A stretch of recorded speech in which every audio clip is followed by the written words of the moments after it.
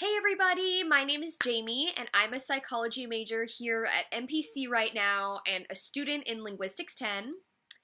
I've personally found this linguistics class to be super interesting, but particularly when it comes to my major and its relation to my major. So for this reason, I've decided to explain a little more in depth my understanding of evolutionary psychology and how it relates to linguistics. So basically, evolutionary psychology stems from the basic theory of evolution that organisms must adapt and reproduce in order for their species to survive. So evolutionary psychology takes that basic instinct a step further past our physical adaptations and relates it back to our brain and mind, since of course psychology is the study of the human mind and its functions. So, a good definition of evolutionary psychology itself would be the theory that our mind is shaped by a pressure to survive and reproduce.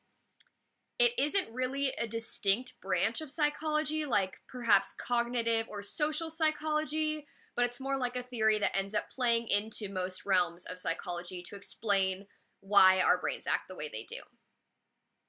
So basically, this theory intends to explain how our cognitive mechanisms and behaviors have come about and changed throughout time, and it does so by considering those cognitive mechanisms and behaviors that have aided survival and have been passed on to future generations to be considered as adaptations, just like any other physical adaptation a species may have.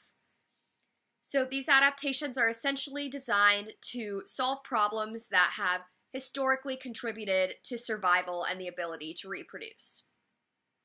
So I found that this obviously ties in very closely with linguistics because acquiring language is a perfect example of the theory of evolutionary psychology. So our species over time has cognitively adapted to understand and communicate effectively via language because it has been historically found to contribute to cooperation and thus survival.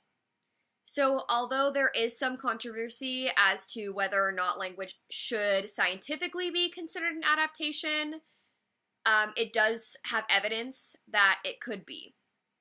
So, Pinker suggests that language shares many similarities with complex organs of the body, and since adaptation is the only known mechanism to allow such complex organs to develop, language must also be an adaptation due to its respective complexities and similarities. So just to sum everything up, evolutionary psychology is the theory that our mind is shaped by a pressure to survive and reproduce. And it changes over time via cognitive adaptations, just like the physical body does with physical adaptations. And language is a perfect example of this whole theory because it is theorized to be a cognitive adaptation itself, as it's aiding our survival and reproduction over the years. So thank you again for listening and learning a little bit more about evolutionary psychology, and I hope you guys really enjoy your linguistics class. Thank you.